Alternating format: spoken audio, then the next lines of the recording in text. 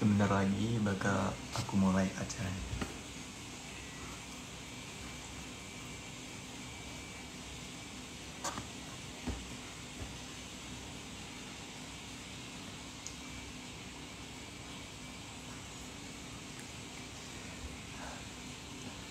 Halo Kak Komangers.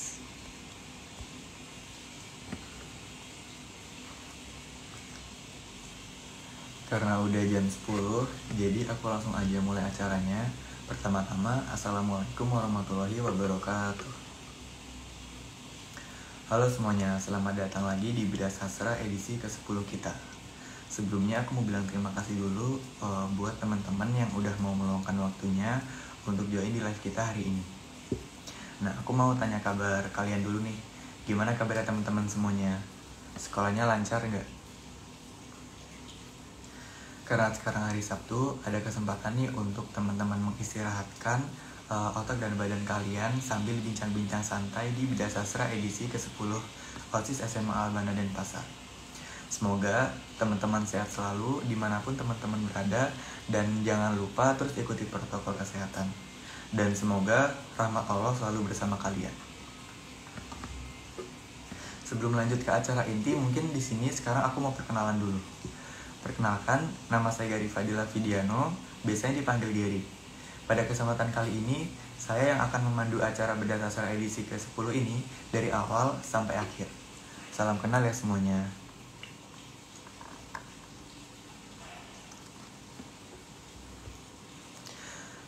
Di awal tadi, aku ada nyebut bedah sastra. Sebenarnya bedah sastra ini itu apa sih, dan apa tujuan kita melaksanakan bedah sastra ini? Nah, jadi kami dari pengurus OSIS ini sangat sadar akan kurangnya literasi di masyarakat Indonesia, terutama pada kalangan-kalangan muda yang kayak kita, yang matanya itu masih jeli banget. Padahal sebenarnya literasi itu nggak harus dalam membaca juga, bisa juga dalam bentuk audio, visual, atau enggak gabungan dari keduanya itu. Nah, jadi kami dari pengurus OSIS itu mengadakan proker Beda Sastra ini sebagai alternatif bagi teman-teman yang mungkin tipenya itu lazy reader. Nah, nanti di Beda Sastra ini ada narasumber yang akan menceritakan sastra yang akan dibedah dari sudut pandang mereka dan dari sudut pandang penulis sastra tersebut. Nah, kenapa kita ngadain Beda Sastra? Kenapa nggak bedah buku aja? Jadi di sini kita mengambil cangkupan yang lebih luas lagi. Mungkin teman-teman di sini ada yang belum tahu kenapa belum tahu Beda Sastra itu dibagi menjadi 3. Yang pertama ada puisi, prosa, dan drama. Mungkin teman-teman ada yang merasa pernah membaca puisi, prosa, atau nonton drama, atau mungkin bukan pernah aja, udah jadi hobi. Itu bisa banget langsung DM ke Instagram OSIS_Albana SMA. Siapa tahu di next event Beda Sastra nanti salah satu dari kalian bisa menjadi narasumbernya.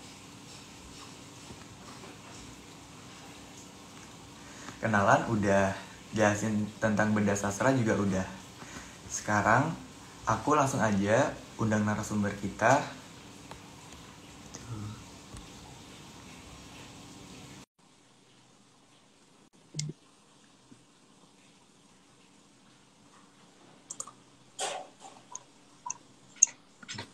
Halo, tes. Ya. Ya, assalamualaikum. Gimana nih Kak kabarnya? Sekolah lancar gak? Alhamdulillah baik. Kak Giri gimana? Alhamdulillah lancar. Oh ya, mungkin teman-teman ini belum kenal sama narasumber kita hari ini, itu namanya Kak Kevin. Kak Kevin ini salah satu pengurus di OSIS juga, yang menjabat sebagai koor seksi bidang 1. Oh ya Kak, aku mau nanya dulu nih, di seksi bidang 1 ini lagi ada kesibukan apa? Lagi sibuk atau lagi sunyi? Lagi diem-diem aja sih. Cuman kemarin ada ngurusin acara jadi panitia acara Gebiar 17 Agustus. Oh gitu. Uh, yang kemarin banyak acara yang ada lomba poster, video, sama ada apa lagi satu yang tebak gambar itu ya. Iya, benar. Iya. Oke, oke, oke. Oke, kita sekarang langsung aja ya Kak masuk ke acara intinya. Tapi kalau boleh tahu itu kita sekarang mau bedah film apa sih Kak? Jadi kali ini tuh kita mau ngebahas film dokumentasi yang berhubungan erat dengan Indonesia, khususnya tentang masa penjajahan Belanda. Jadi film ini tuh namanya The East. Nah, uh, kan di sini udah ketahuan tuh ya nama filmnya The East. Kalau boleh tahu tuh pemerannya itu dari mana aja sih Kak? Dari Indonesia Kak atau penjajahan dari Belanda? Dari Iya, Belanda. penjajahan dari Belanda. Nah, kalau boleh Berlatar di tahun 1946 saat masa-masa Hindia Belanda itu memasuki Revolusi Nasional Indonesia. kalau boleh tahu siapa aja Kak pemeran di film The East ini? Hmm, jadi film ini itu sebenarnya nggak ada pemeran atau sutradara yang kita kenal ya. Jadi semuanya itu asing. Tapi kalau ngomongin sutradaranya, beliau itu namanya Jim Tai Hutu. Dia bahkan seorang DJ. Dia seorang DJ yang berasal dari Belanda. Namun dia keturunan Maluku. Berarti Mungkin teman-teman itu mengenalnya dengan nama DJ Yellow Claw. Nah, itu adalah beliau. berarti beliau itu blasteran dari Indonesia yang keluar keluar ya Kak, bukan tinggal di Indonesia. Iya, iya benar. Oke. Nah, jadi langsung aja Kak Kevin boleh dong diceritain ulang scene awal sampai akhir film dari sini gimana sih? Oke. Jadi di awal film itu kita diperlihatkan seorang pemuda bernama Johan de Vries yang baru saja tiba di Indonesia. Nah, tepatnya di Jawa, dan dia langsung ditugaskan untuk menuju camp yang berada di Semarang. Oh ya, sebelumnya aku lupa ngasih tahu, Johan de Vries ini adalah seorang tentara Belanda yang masih muda. Jadi dia bisa dibilang masih amatiran lah ya. Nah, lalu dia menuju camp yang berada di Semarang. Sesampainya ya dia diajak berkeliling oleh senior kan, diceritain keadaan di Indonesia itu gimana. Terus bahkan Johan itu sempat bertanya gitu kepada seniornya, siapa sih musuh yang kita lawan nanti itu? Nah, dan Johan itu kaget ketika dijelasin sama senior bahwa musuhnya itu bukanlah yang pakai senjata senapan atau pesawat atau tank dan sebagainya, melainkan hanya sebuah bambu runcing, senjata kebanggaan Indonesia pada masa saat itu. Lalu hari berganti, nggak ada yang spesial ya di hari pertama. Nah, besoknya itu akhirnya mereka mendapatkan tugas patroli pertama. Nah, mereka itu menyusuri sawah hutan. Terus tiap mereka ketemu rakyat jelata mereka temukan di jalan, mereka menanyakan tentang pemberontak. Nah, jadi yang maksudnya pemberontak itu adalah orang-orang yang menolak keberadaan Belanda saat itu. Jadi ya seperti Presiden Soekarno itu adalah ya bisa dibilang salah satu orang yang mereka benci gitu, Kak. Setelah berjalan-jalan, akhirnya mereka menemukan pemukiman kecil gitu, sebuah desa kecil, dan ya mereka bersinggah di sana sembari menanyakan tentang info pemberontak. Setelah singgah dan tidak mendapatkan info apa-apa, terus akhirnya mereka menuju salah satu camp lain, terus mereka bermalam di sana.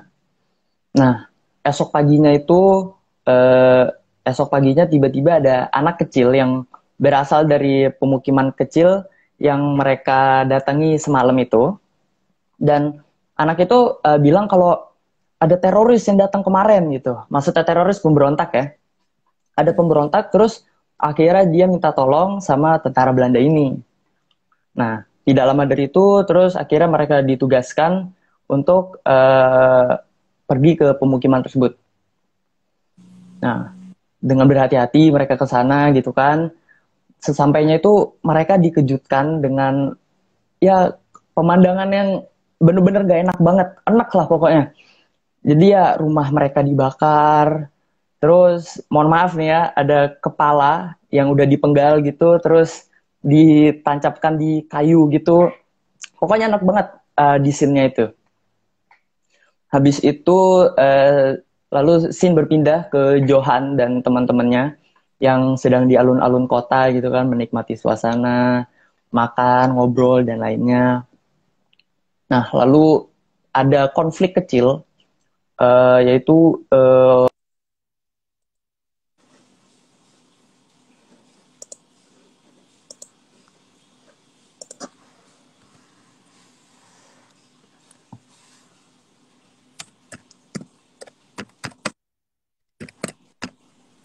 nah balik. Nah, lanjut ya. Lalu scene berpindah ke Johan yang sedang di alun-alun kota itu tadi. Terus ada konflik. Dan konflik itu jadi ada orang lokal, orang Indonesia yang dianiaya tentara Jepang. Nah, terus Johan ini dia eh, memberanikan diri untuk ikut campur gitu. Padahal ya kalau dilihat itu mereka sebenarnya tidak layak, bahkan tidak boleh untuk ikut campur masalah Jepang dan Indonesia gitu. Karena kan masa itu adalah masa perpindahan antara penjajahan Jepang ke penjajahan Belanda. Jadi masih ada sedikit orang Jepang di sana. Nah, habis itu pas lagi ribut-ributnya datang seorang tentara Belanda, dia pakai baju hijau gelap, terus kacamatanya hitam dengan kumis khasnya, dan orang itu bernama Raymond Westerling. Nah, orang ini tuh pada masa itu tuh bener-bener terkenal banget dengan kegarangannya, keberaniannya, terus bahkan kebengisannya. Nah, bahkan namun dia itu sangat berkarisma sampai-sampai itu orang lokal menyebutnya Ratu Adil. Lalu Raymond menanyakan masalahnya kepada Johan dan setelah Johan itu menjelaskan gitu kan apa permasalahannya, tiba-tiba aja ini aku juga kaget. Raymond itu langsung nodongin pistolnya ke kepalanya orang Jepang ini. Nah, jadi tanpa pikir panjang langsung ditodong gitu aja. Terus suasana tegang karena orang-orang di sana itu sambil todong menodong dengan senjatanya gitu ya. Raymond itu dengan beraninya nyuruh perwira Jepang tersebut untuk memerintahkan anak buahnya menurunkan senjatanya. Terus ya tanpa pikir panjang perwira Jepang ini kelihatannya itu kayak ketakutan. Oh, putus-putus ini. Yang Ya, putus-putus siapa ya, Kak? kayak gak ada juga sih. Sekarang udah nggak Oh, tapi sekarang udah nggak. oh alah, soalnya tadi buffering. Terus orang Jepang itu nurutin dan di saat itu Johan terkagum-kagum dengan sesosok Raymond Westerling ini. Jadi dia penasaran siapa sih Raymond Westerling nih? Nah, terus di perjalanan pulang dari alun-alun kota, dia mengetahui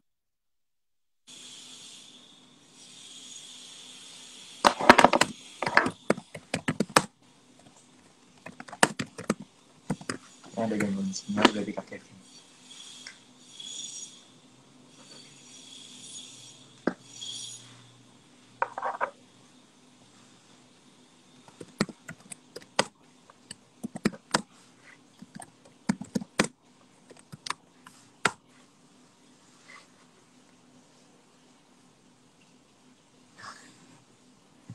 Mohon maaf, kayaknya dari Kak Kevin ada kendala sinyal. Mungkin bisa saya.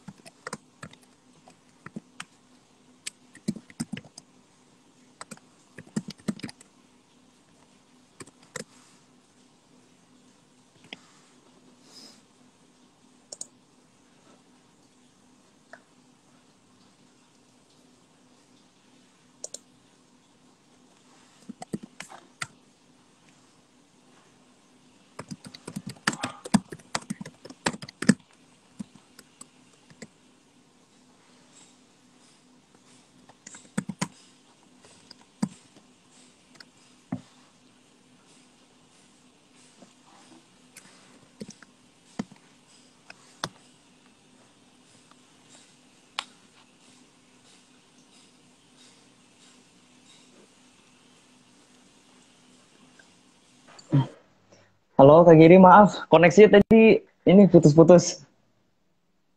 Nggak bisa Sekarang dia udah lagi. udah jelas ya? Udah, oke. Jadi lanjut ke patroli di hari berikutnya gitu ya.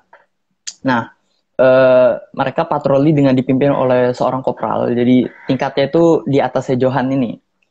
Nah, bisa dibilang hubungan antara Johan dan eh, kopralnya itu kurang baik ya. Jadi mereka tuh pernah cekcok sedikit gitu. Terus sampai di hutan, mereka itu nanyain lokasi sungai kepada seseorang yang mereka temui. Dan bisa kalau kita tonton filmnya itu mereka itu kebingungan gitu, eh, mau kemana gitu. Jadi sampai akhirnya Matias, salah satu temannya Johan itu bertanya kepada kopral yang sedang memandu jalannya. Namun jawabannya itu nggak enak karena kopral tersebut menjawab dengan jawaban yang ragu gitu, dengan beralasan mereka akan jalan memutar. Lalu sampai akhirnya mereka ketemu juga di sungai yang mereka cari itu. Lalu mereka harus menyeberangi sungai tersebut untuk memutar gitu kan. Di sungai ini juga Terus ya, Kak? di sungai ini ada konflik yang buat film ini jadi kayak ada gimana gitu ya. Pokoknya Iya ada konflik. benar. Iya benar ada konflik. Jadi tiba-tiba kan mereka lagi asiknya gitu kan nyebrang sambil bercanda ngobrol-ngobrol. Tiba-tiba salah satu temannya Johan yang bernama Werner itu ditembak di bagian perutnya. Nah, aku kaget kan, tiba-tiba tertembak. Terus suasana saat itu benar-benar mereka tuh diem sejenak gitu, nggak percaya sama kejadian yang baru terjadi gitu. Terus eh, akhirnya mereka pun membopong Werner kan, temannya Johan, membopong Werner dan mereka pun terpaksa untuk mundur. Terus para tentara-tentara Belanda ini berusaha untuk menembak membabi buta karena ya mereka tidak tahu pasti keberadaan penembak itu dari mana karena di depannya mereka itu hutan, di belakangnya mereka itu hutan. Jadi mereka nggak tahu nih yang nembak itu dari mana gitu. Sampai akhirnya mereka mundur dan menemukan sebuah gubuk kecil. Nah, di gubuk tersebut mereka mencoba untuk mengobati Werner. Namun salah satu tim medisnya mereka itu mengatakan kalau nyawa Werner itu sudah tidak tertolong gitu. Jadi di sini itu lumayan sedih juga. Harus kehilangan karena Werner itu kalau di film itu digambarin orang yang riang banget gitu. Kayak mood boosternya. Lalu scene berganti Werner yang sedang dimakamkan, didoakan. Lalu di siang harinya mereka mendapatkan info bahwa mereka itu telah menangkap orang lokal ya, yang diduga itu adalah pembunuh Werner. Nah, terus ya biasa lah ya kalau misalnya ketemu sama orang yang habis cari masalah sama temen kita gitu, mereka pada emosi gitu kan, tentara Belanda ini. Habis itu sampai dileraikan oleh seniornya gitu. Terus nggak berapa lama Raymond datang untuk menginterogasi orang tersebut.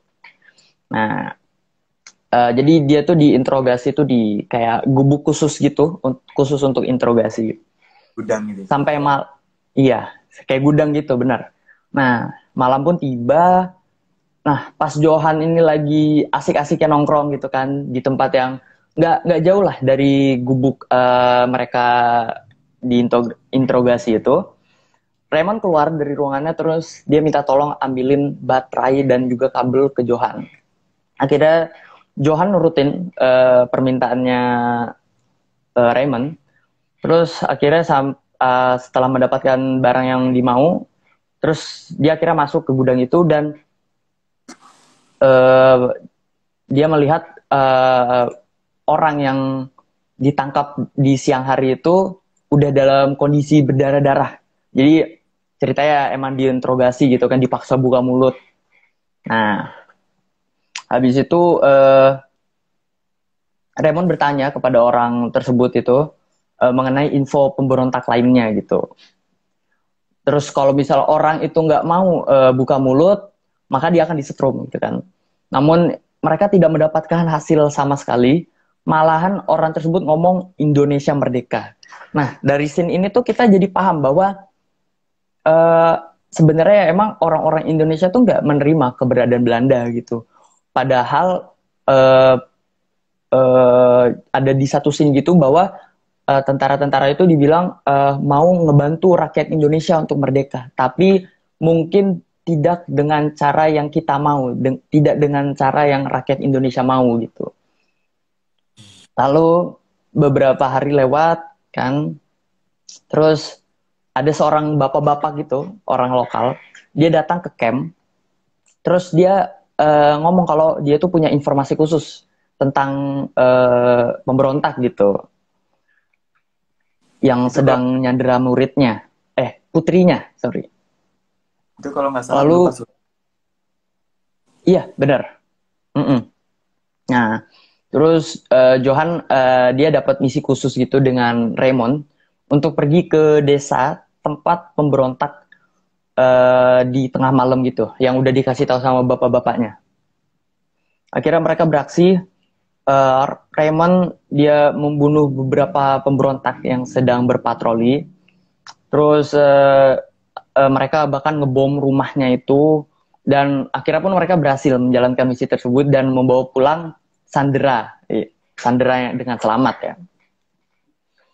Terus esok harinya mereka Johan dia dapat tugas untuk memulangkan orang yang mereka interogasi semalam gitu. Nah, terus akhirnya udah nyampe nih di lokasi teritorial musuhnya. Saat mau dibebasin, Johan tiba-tiba nembak orang tersebut, terus langsung dieksekusi di tempat. Nah, terus aku bingung, loh kok dibunuh gitu kan, padahal bilangnya udah mau dilepas gitu. Nah, nanti bakal dijelasin kenapa. Terus ya scene berganti lagi, Johan dijemput oleh Raymond untuk jalan-jalan gitu kan. Nah, di perjalanan ini Johan nanya ke Raymond, mengapa dia ngelepasin tahanan tersebut gitu. Terus Raymond menjawab dengan jawaban yang tidak diduga gitu ya. Jadi dia tahu kalau Johan ini kesel sama orang itu dan akan ngebunuh tahanan itu. Maka dari itu ya Raymond nyerahin tahanannya ke Johan. Nah, terus beberapa hari kemudian salah satu petinggi dari Belanda itu menunjuk Raymond Westerling untuk memimpin sebuah ekspedisi di Sulawesi Selatan. Jadi niatnya itu mereka ingin melakukan ekspansi ke Sulawesi Selatan gitu ya. Dan di salah satu timnya itu Johan terpilih ya. Nah, di Sulawesi Selatan inilah kita ditunjukkan gitu kan kebengisan dari seorang Raymond Westerling. Dan menurutku ini tuh bener-bener plot twist yang tidak terduga gitu. Padahal kan awalnya tuh kita ditunjukin bahwa Raymond itu seorang yang berkarisma. Bahkan disebut Ratu Adil kan. Pokoknya dia kelihatannya tuh kayak baik kan. Sampai bahkan dia mau ngebantu salah satu warga yang minta tolong itu. Yang bapak-bapak itu. Tapi di scene ini tuh bener-bener berbeda 180 derajat. Jadi alasan dia disebut sadis dan bengis itu karena ya operasi dia ini di Sulawesi Selatan. Jadi kejadiannya itu karena dia mengadili rakyat Indonesia dengan seenaknya dan ditembak sesukanya tanpa pikir panjang. Jadi dia di sini tuh dia punya kayak daftar nama gitu. Nah, di daftar namanya tuh ada ya nama-nama orang lokal gitu. Mereka dipanggil maju, terus tanpa ditanyain tentang info pemberontak lainnya atau apa, dia langsung dieksekusi di tempat. Dan di scene inilah Johan yang bisa dibilang hati nuraninya tuh udah nggak tahu mana yang benar, mana yang salah gitu kan. Dia tuh merasa perbuatan Raymond itu udah kelewat batas gitu. Karena ya itu mengeksekusi orang seenaknya gitu. Nah, terus ada di satu momen Johan itu dia menghadang Raymond yang udah mau eksekusi orang gitu. Karena ya dia menilai perilaku Raymond itu salah gitu kepada rakyat lokal gitu kan.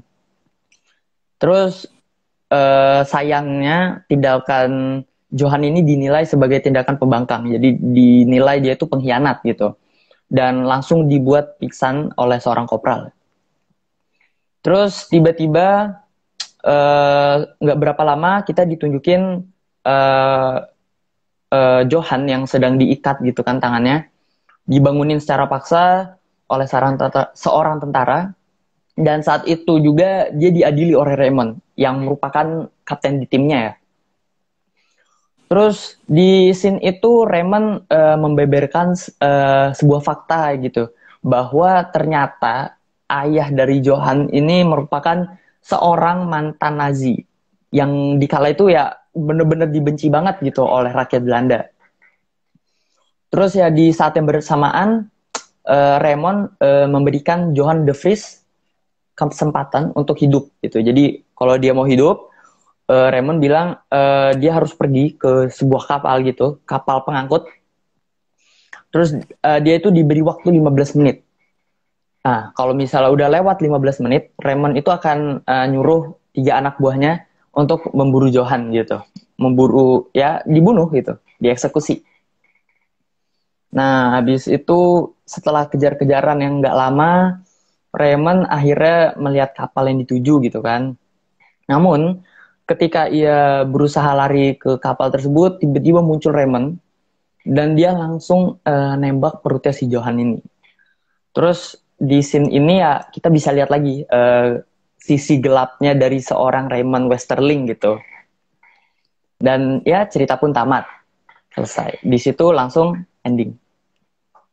Itu di ending itu cerita itu agak bingungnya itu dari siapa tadi kak yang ditembak itu namanya yang ditembak Nah, oleh Johan. Johan. Nah si Johan ini awalnya ditembak sama si Raymond dan scene di akhir itu si Johan ini nembak balik ke Raymond. Tapi itu akhirnya itu si Johan ini nembak kepala sendiri tuh yang bikin kita bingung kenapa dia harus Nah, membunuh. iya benar. Jadi ternyata Johan ini selamat setelah luka di perutnya yang ditembak sama Raymond.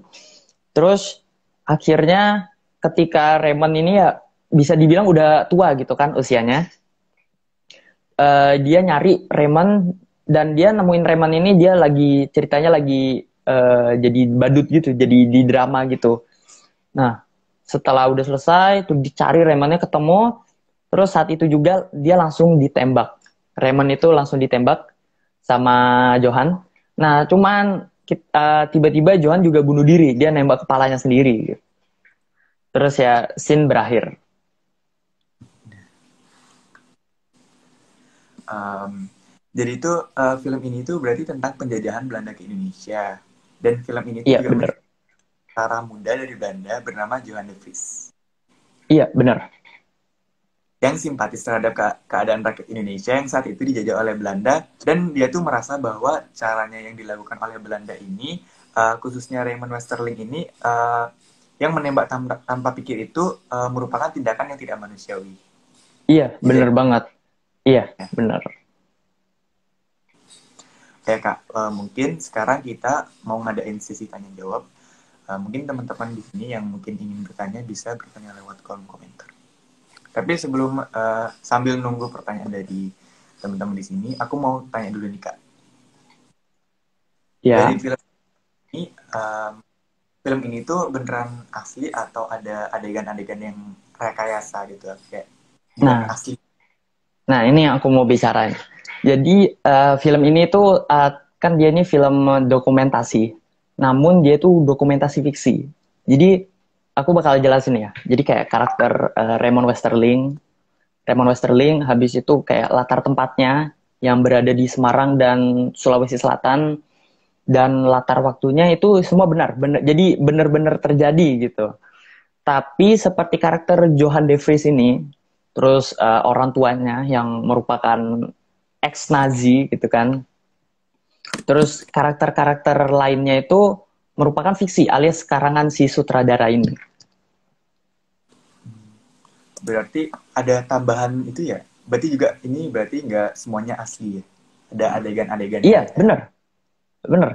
Bahkan pengakuan dari cucu Raymond Westerling yang saat ini masih hidup gitu kan, itu bilang kalau kelakuan Raymond Westerling di dunia nyata itu tidak sesadis seperti yang digambarkan di film tersebut. Jadi bisa dibilang film ini tuh ada pro dan kontranya gitu.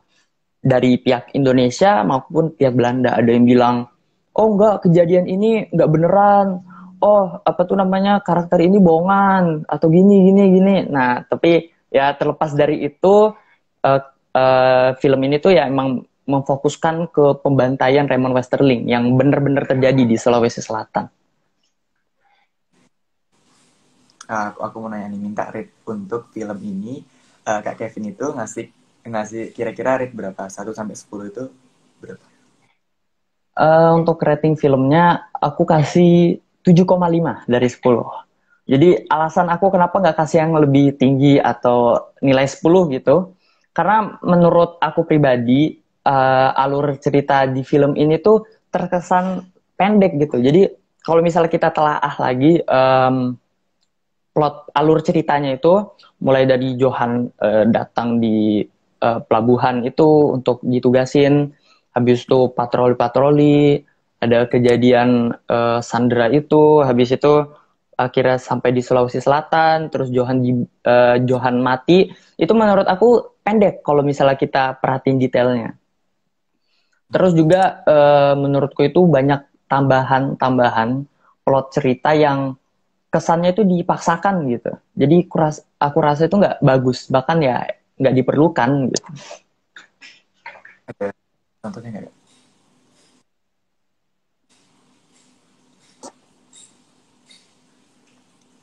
Uh, Lanjut, aku juga mau nanya, uh, kira-kira menurut Kak Kevin, apa yang bisa kita ambil dari film Days ini? Jadi mungkin ada beberapa pelajaran ya, khususnya tentang sejarah yang bisa kita ambil. Jadi dari film ini tuh kita jadi tahu kalau tentang dua sisi dari seorang tentara Belanda yang di satu sisi dia tuh harus ngabdi kepada negaranya. Jadi karena dia tentara kan, jadi dia harus melaksanain tugas-tugasnya sebagai tentara gitu. Namun di sisi lain tuh dia juga simpatis terhadap rakyat Indonesia gitu. Lalu ada pelajaran lain bahwa di Sulawesi itu ya pernah terjadi kejadian yang cukup menghebohkan di sana, yaitu pembantaian Raymond Westerling. Nah, fun fact, menurut ahli sejarawan Indonesia itu, pembantaian Raymond Westerling itu telah memakan korban hingga 40.000 jiwa di Sulawesi Selatan. Dan ya, wah ini bener-bener kaget sih. Bener-bener, ternyata wah, bahkan seorang diri itu pernah mengeksekusi 40.000 orang gitu. Kak, ini ada pertanyaan dari Kak Hengki _ Syah. Ini filmnya tahun berapa? Film ini dirilis tahun 2020, tahun lalu. Kalau nggak salah kemarin ada katanya 4 tahun, apa namanya itu? Oh 4 iya, tahun. jadi film ini tuh pembuatannya tuh tergolong lama, sampai 4 tahun. Kenapa? Karena ya film ini kan dia melibatkan dua negara, Indonesia dan Belanda. Jadi mereka itu benar-benar harus hati-hati untuk bikin scene-scene-nya di film. Jadi dalam 4 tahun itu mereka seperti benar-benar melakukan riset tentang tentang sejarah-sejarah gitu. Jadi mereka ngecek kebenaran, seperti misalnya pembantaian Raymond Westerling, terus dia harus cari tahu sifatnya Raymond tuh sebenarnya kayak gimana. Nah, kayak gitu. Nah, satu lagi aku mau nanya, menurut kakak kira-kira yang bikin kita tertarik buat nonton film ini itu apa? Dan kan tadi tuh udah dilihat tuh, kakak udah ngasih reviewnya. Tapi hal apa yang kayak paling mencolok sampai kita itu kayak wajib banget untuk nonton film di sini? Nah, jadi yang buat aku rekomendasiin film ini ke kalian, karena pertama film ini tuh mengandung sejarah yang tidak banyak diketahui orang-orang gitu. Karena aku yakin nggak semua orang tahu tentang pembantaian Raymond Westerling ini. Bahkan aku sendiri yang merupakan anak jurusan IPS itu nggak tahu tentang kejadian ini gitu. Bahkan terus juga menurut aku itu penggambaran filmnya itu ya aku rasa fair lah, cukup bagus gitu. Kalau film ini tuh ya terjadi pada tahun 1940-an itu juga dapet banget. mulai dari properti rumah yang dipakai, suasana ceritanya juga bahkan tuh berasa banget gitu. Terus juga film ini tuh membuka perspektif pada kita semua bagaimana melihat sebuah peperangan itu, penggalan sejarah dan kejadian-kejadian itu secara objektif dan bukan dari kacamata sepihak. Begitu. Kalau tadi kan dari cucunya Raymond, dia bilang kalau perilaku Raymond itu kontra dari film. Kalau Iya benar. dari itu Raymond itu kayaknya gimana Kak sifatnya? Ada nggak ya? Gimana? Gimana Kak Gary? Aslinya Raymond di kehidupan sebenarnya?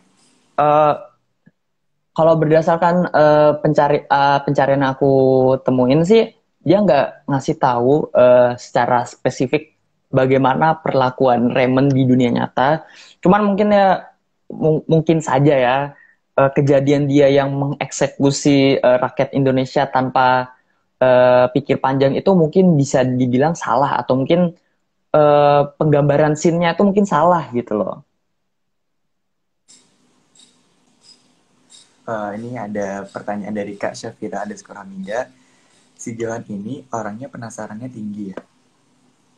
Nah, iya bener. Jadi banyak kita temuin di beberapa scene si Johan ini tuh banyak banget nanya kepada entah itu seniornya, entah itu ke Raymond, entah itu ke temennya. Jadi mereka nanya seperti misalnya nanya musuhnya tuh siapa, itu Johan yang nanya. Habis itu bahkan dia tuh bisa dibilang cukup keras kepala karena ada satu scene tuh yang dia tuh memohon-mohon kepada petingginya untuk melakukan eh, ekspedisi untuk mencari pemberontak yang membunuh temannya itu di scene awal-awal itu. Nah itu dia bener-bener keras kepala sampai akhirnya dia sempat dimarahin lah. Menurut kakak, film ini itu tergolong film yang berat untuk dipikirkan atau biasa aja atau ringan? Eh Sebenarnya kalau misal kita lihat dari sejarah ya, dari sejarahnya itu, sebenarnya gampang sih masuk ya. Jadi maksudnya anak SD atau anak SMP aja tuh bisa nonton. Cuman emang di film ini tuh ada beberapa scene flashback, scene ya scene flashback dan juga scene masa depannya dia itu yang menurut aku agak membingungkan. Makanya yang tadi aku bilang kenapa aku kasih rating 7,5 karena ada beberapa plot cerita yang menurut aku itu nggak penting, nggak dan nggak ada daya tarik ya gitu. Tapi terkesan dipaksakan. Satu lagi ada, jadi selama perang ini, Johan itu ada kayak perang batin gitu nggak sama diri sendiri? Sama yang dia lakuin kayak Nah, ada, ada. Iya bener banget. Jadi Kak Gere kalau ingat di scene yang itu yang Raymond Westerling mulai pembantaian ya, di yang Sulawesi Selatan. kalau nggak Nah, salah itu iya. ada anak tiga anak kembar itu juga yang terpanggil dan tanpa Nah, berpikir dibunuhnya. iya bener. Jadi orang tuanya itu dicurigain sebagai pemberontak, tapi karena orang tuanya ini udah nggak ada, akhirnya anaknya yang dipanggil. Dia masih bener-bener masih muda, mungkin kayak SMA lah ya, SMA atau mungkin SMP gitu. Terus tanpa pikir panjang langsung dieksekusi gitu. Oh ya Kak, mungkin kita nunggu teman-teman misalkan ada yang lagi, kita tunggu 2 menit misalkan ya, mungkin aku Oke, bisa-bisa.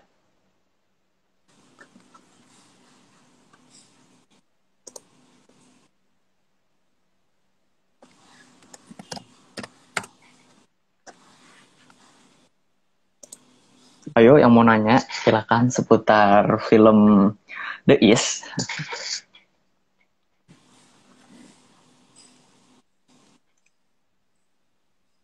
Oh iya untuk penasaran yang mau nonton film The Is ini setahu aku itu nggak ada di ini ya nggak ada di apa nggak ada di Netflix nggak ada Disney Hotstar tapi dia adanya di Mola TV. Jadi yang Mola TV itu yang tahu kan yang biasa kita pakai untuk nonton bola olahraga. Nah dia eksklusif hanya di Mola TV. Cuman mungkin ya bisa dicari di website-website ilegal. Kemarin juga aku sempat nyari di Netflix, nggak ada. Pas di apa ilegal tuh baru baru nemu. Iya bener. Eh, oh iya, tapi kayaknya banyak deh yang tahu karena aku sering banget ngelihat iklan dari film The Is ini di Instagram. Pernah gak sih ngelihat di Ya, Instagram pas lagi lihat story-story, terus ada iklan gitu ya. eksklusif di Mola TV. Aku sempat lihat cuplikan-cuplikan singkatnya di TikTok itu kayak dibuat part-partnya. Nah iya Menarik. bener, ini sempat ya bisa dibilang lumayan booming juga sih di Belanda maupun di Indonesia. Kayaknya udah nggak ada yang mau nanya lagi. Mungkin aku ini ada Oh satu nih lagi ada satu. dari Kak Akila. Akila MKH. Kalau nggak salah Raymond datang ke Indonesia sep 1945. Alasan Raymond datang ke Indonesia apa? Gimana Mas? Tepat, mau mengkoreksi, tepatnya 1946. Jadi di film itu latar waktunya 1946 sampai 1947. Alasan Raymond datang ke Indonesia itu ya, eh, mungkin maksudnya alasan Belanda ya, datang ke Indonesia ya. Jadi alasan datang ke Indonesia itu ya emang, eh, kalau misalnya yang di film itu kita sebenarnya dijelasin kalau Belanda ini mau membantu Indonesia untuk menjadi negara yang merdeka gitu, yang makmur. Katanya sih begitu. Tapi ya setelah kita tonton ternyata kan ya emang terkesan Belanda ini ya emang cuman mau melakukan ekspansi negaranya gitu. Mungkin mereka ingin nama Belanda itu terkenal bahwa Belanda yang pernah membantu Indonesia merdeka atau sebagainya gitu. Ada lagi? Kalau tidak ada lagi, maka aku tutup sesi tanya jawabnya. Nah, uh, yang terakhir Kak, sebelum kita tutup, uh, aku mau nanya untuk menurut Kakak pendapat untuk berdasar ini dan harapan untuk kedepannya itu gimana Kak? Datra hari ini menurut aku asik banget, karena aku senang bisa cerita tentang film ini gitu kan. Apalagi film ini itu adalah film sejarah negara kita sendiri dan bahkan nggak banyak yang tahu gitu kan, khususnya tentang pembantaian Raymond Westerling ini. Dan harapanku untuk Datra kedepannya semoga bisa terus membawa karya sastra. Jadi harapanku untuk Datra kedepannya itu semoga bisa terus membawa film atau karya sastra lainnya yang masih belum banyak diketahui orang-orang gitu. Seperti film The Is ini. Oke, uh, makasih banyak Kak ya. Semoga Kak Kevin sukses terus di OSIS. Iya, iya, sukses juga ya. Semoga bisa membuat OSIS jadi lebih baik ke depannya. Ya, Kak. Karena film ini semuanya sudah selesai dibahas dan karena waktunya sudah mau habis, jadi kita dengan berat hati harus mengakhiri live ini. Terima kasih Kak Kevin atas waktunya yang sudah diluangkan untuk jadi narasumber kita. Misalkan aku ada salah kata yang menyinggung, eh, mohon dimaafkan karena kesempurnaan hanya milik Allah semata. Masih banyak Kak Kevin yang udah mau jadi narasumber kita. Bener-bener sebuah kehormatan banget. Sekali lagi, makasih banyak ya Kak. Iya, makasih juga ya udah diundang untuk jadi narasumber Datra hari ini. Karena berkat diundangnya ya aku jadi bisa sharing tentang film The Is. Jadi makasih juga. Ya, Kak. Eh, sekarang Kak Kevin bisa meninggalkan live. Ya, terima kasih ya. Assalamualaikum.